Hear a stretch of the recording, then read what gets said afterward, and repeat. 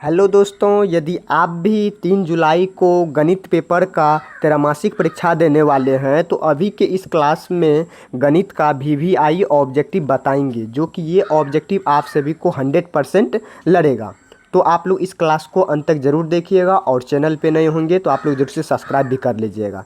चलिए, प्रश्न संख्या सबसे पहला √2 है। √2 एक प्रकार का क्या है? तो √2 एक प्रकार का अपरिमेय संख्या है। Option number B right answer आ जाएगा। चलिए नेक्स्ट नंबर चलते हैं, क्वेश्चन नंबर 3 नंबर में।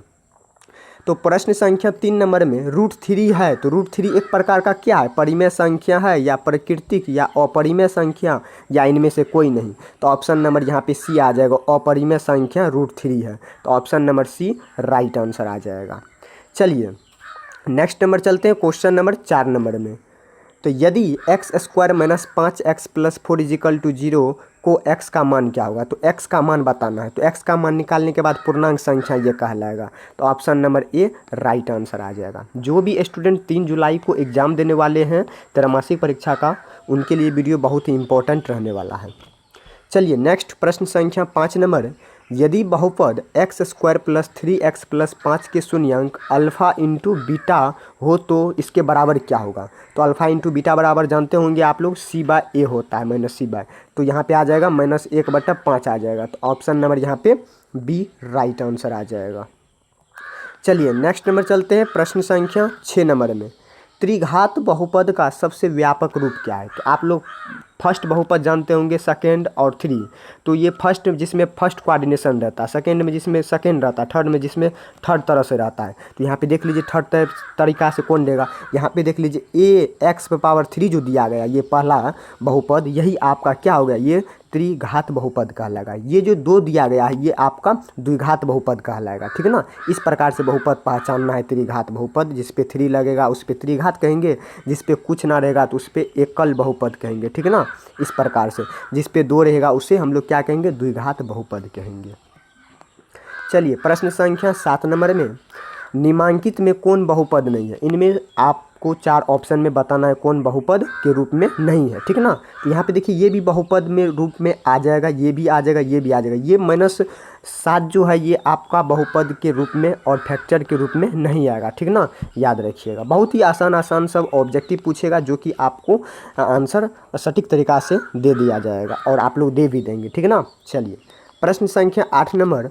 एक घात वाला बहुपद क्या कहलाता है? तो एक घात वाला बहुपद आपको जस्ट ऊपर बताए, जिस पे एक घात रहेगा उसे हम लोग क्या कहते हैं? रेखिक बहुपद कहते हैं। तो option number C right answer. ये बहुत ही इंपॉर्टेंट रहने वाला है, ठीक है ना।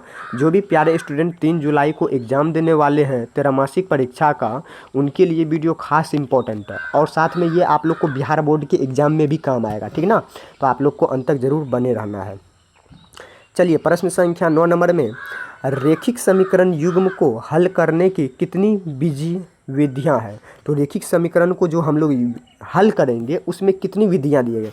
एक आप लोग पढ़े होंगे क्या? प्रतिस्थापन विधि। क्या? प्रतिस्थापन विधि। एक पढ़े होंगे विलोपन विधि। एक पढ़े होंगे क्या? वर्ज गुणन, ठीक है ना, वर्ज गुणन विधि। तो ये 3 का ही उपयोग करते हैं हम लोग किस में? रेखिक समीकरण युग्म को हल करने में। तो इसका मतलब यहाँ पे option number B right answer आ जाएगा, ठीक है ना। इस प्रकार से अगर आप लोग सोच समझ के आंसर दीजिएगा तो नहीं दिक्कत होगा। चलिए नेक्स्ट नंबर चलते हैं, प्रश्न संख्या 10 नंबर में। 2 अंकों वाली संख्या अंकों के योग का 4 गुना है। यदि संख्या में 18 जोड़ दिया जाए तो कितना होगा? तो कहने का मतलब यहाँ पे आ जाएगा 18 जोड़ दिया जाएगा तो कितना हो जाएगा? तो ऑप्शन नंबर बी आ जाएगा, 24 हो जाएगा। तो option number B right answer. इसका देखिए 2 अंकों वाली संख्या का अंकों का योग कितना है? 4 गुना है। तो 4 गुना यहाँ पे करके इसको जोड़ देना है। तो ऑप्शन नंबर बी राइट। चलिए प्रश्न संख्या 11 नंबर को चलते हैं। के किस मान के लिए निम्न समीकरण युग्म के अनंत हल है? तो इसके के किस मान के लिए समीकरण के युग्म का हल रहेगा? ये अनंत रहेगा। तो ऑप्शन नंबर डी आ जाएगा, 6 रहेगा। तो ऑप्शन डी राइट। चलिए प्रश्न संख्या 12 नंबर में। यदि am = नॉट bl तो निम्न समीकरण इतना बराबर इतना तथा इतना का मान कितना होगा? तो अद्वितीय हल होगा। क्या होगा? अद्वितीय हल। तो ऑप्शन नंबर बी राइट।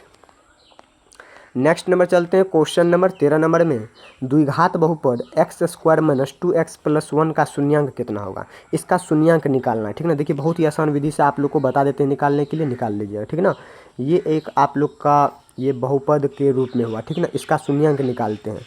अब यहाँ पे कितना जोड़ेंगे कितना घटाएंगे, जो हमको यहाँ पे 2x पुर जाएगा, तो हम लोग को एक ही कर लेना 1x और माइनस 1x प्लस 1 कर लेना है। अब यहाँ पे हम लोग कॉमन कर लेते हैं, कॉमन कर लेंगे तो एक्स स्क्वायर फिर माइनस 1 आ जाएगा, ठीक। यहाँ पे फिर इस प्रकार से कर लेंगे। अब यहाँ पे इसके बराबर भी यहाँ पे 1 हो जाएगा और इसके बराबर भी 1 हो जाएगा, तो इसका मतलब -1 और 1 हो जाएगा। तो option number A right answer. चलिए next number question number 14 number में, यदि तथा द्विघात समीकरण के मूल इतना तो x square plus x minus 2 equal to 0 हो तो 1/अल्फ़ा प्लस 1/बीटा का मान कितना होगा।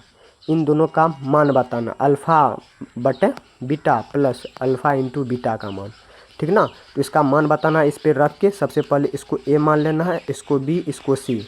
उसके बाद क्या करना, अल्फ़ा प्लस बीटा का मान क्या होता है -b/a होता है। इस पर मान रख के इस पर बैठा के कैलकुलेट कर दीजिएगा, तो यहाँ पे option number A right answer निकल के आ जाएगा, ठीक ना। आप लोग आसान विधि से कर लीजिएगा। नेक्स्ट नंबर चलते हैं प्रश्न संख्या 15, यदि बहुपद पी एक्स बराबर x square minus 2x plus 5 के शून्यांक ए बी हो तो ए बी का मान क्या होगा। तो ए बी का मान कितना होगा, तो ऑप्शन नंबर ए आ जाएगा 5 होगा, तो option number A right answer. चलिए नेक्स्ट नंबर चलते हैं क्वेश्चन नंबर 16 नंबर में, यदि द्विघात समीकरण c x square b x plus a equal to विवेचक शून्य है तो समान मूल बीटा का मान कितना होगा। तो a/c हो जाएगा, ऑप्शन डी राइट।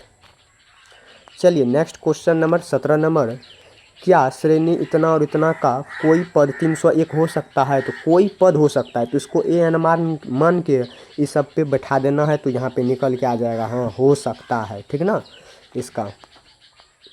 चलिए नेक्स्ट क्वेश्चन नंबर 18 नंबर में, 2 अंकों वाली कितनी संख्याएं 3 से विभाजित है। तो 2 अंक वाली जो संख्या रहेगा वह कितने 3 से विभाज्य हो जाएगा, तो 30, ऑप्शन सी राइट आंसर।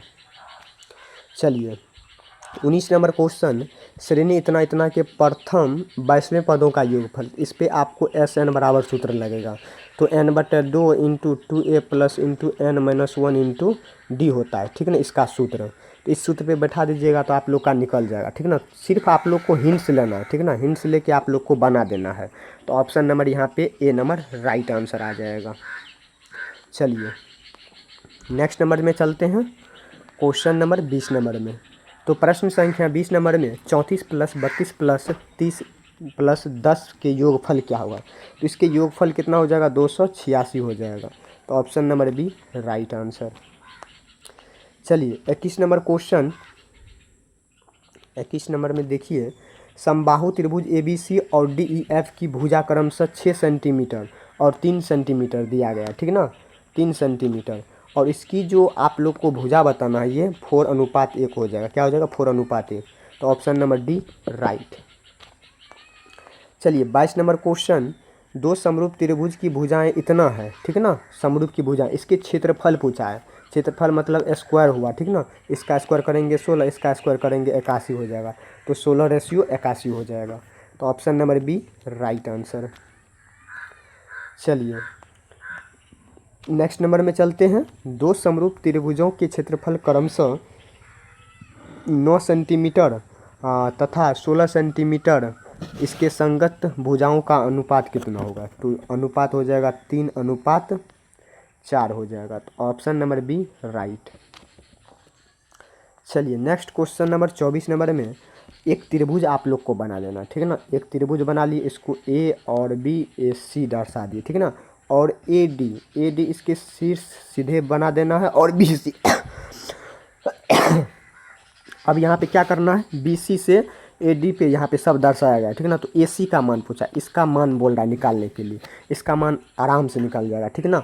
यहाँ पे इसका मतलब समकोण का एक त्रिभुज बन जाएगा, तो इस वाले का पूछ रहा है निकालने के लिए, तो लंब बराबर कर्ण बराबर पूछ रहा है, तो यहाँ पे इसका राइट आंसर हो जाएगा, तो आप लोग निकाल के आंसर निकल जाएगा 17 सेंटीमीटर। चलिए 25 नंबर क्वेश्चन, किसी बिंदु की एक्स अक्ष से दूरी उस बिंदु का क्या कहलाता है। किसी भी बिंदु है, मान के चलिए ये बिंदु है और इस एक्स बिंदु से दूरी जा रहा है, तो इस एक्स अक्ष से दूरी जो होगा वह क्या कहलाएगा, तो ये भुज कहलाएगा। क्या कहलाएगा, भुज कहलाएगा। तो ऑप्शन नंबर ए राइट। चलिए नेक्स्ट 26 नंबर क्वेश्चन, वाई अक्ष से बिंदु 3 और 5 से दूरी होगी। वाई अक्ष से जब भी हम लोग दूरी पे जाएंगे और 3 और 5 की जो दूरी को देखेंगे, ये कितना डिस्टेंस को दर्शाती है, तो 3 डिस्टेंस को दर्शाती है। तो ऑप्शन नंबर सी राइट। चलिए 27 नंबर क्वेश्चन, बिंदु इतना और इतना की बीच की दूरी बराबर आप लोग फार्मूला जानते होंगे। तो यहाँ पे दूरी सूत्र बराबर फार्मूला होता है √x2 - x1 का whole square plus y2 - y1 का होल स्क्वायर। और यहाँ पे आप लोग को x1 y1 x2 y2 मान रख के आराम से निकाल लेना है, बहुत ईजी सब है, ठीक है ना। तो 4 निकल के आ जाएगा। चलिए नेक्स्ट नंबर में चलते हैं, क्वेश्चन नंबर 28 नंबर में। बिंदु P × x y की मूल बिंदु से दूरी क्या होगी। तो दूरी बराबर ये सूत्र निकल के आ जाएगा बी नंबर, x² - y² बराबर, ये सूत्र निकाल पे बैठा देना है, बी नंबर राइट। 29 नंबर क्वेश्चन, sec² a/1 + cotec² बराबर क्या होता है। तो 10 होता है, ये सब जानते होंगे, 10a² होता है। चलिए 30 नंबर क्वेश्चन को देखिए, इसके बराबर कितना होता है, तो इसके बराबर भी 10 होता है। क्या कोसेक का क्या होता है, सेक होता है, और 10 का 10 ही रह जाएगा। तो यहाँ पे ए राइट आंसर। तो अभी के इस क्लास में दोस्तों आप लोग को बताया गया यही 30 महत्वपूर्ण ऑब्जेक्टिव, जो कि ये आप लोग को 3 जुलाई के एग्ज़ाम के लिए इम्पोर्टेंट रहने वाला है। तो आप लोग इस क्लास को अंत तक ज़रूर देखिएगा और अपने दोस्तों तक ज़रूर से शेयर भी कीजिएगा। चलिए मिलते हैं नेक्स्ट वीडियो में, आप लोग इस चैनल को ज़रूर से सब्सक्राइब भी कर लीजिएगा।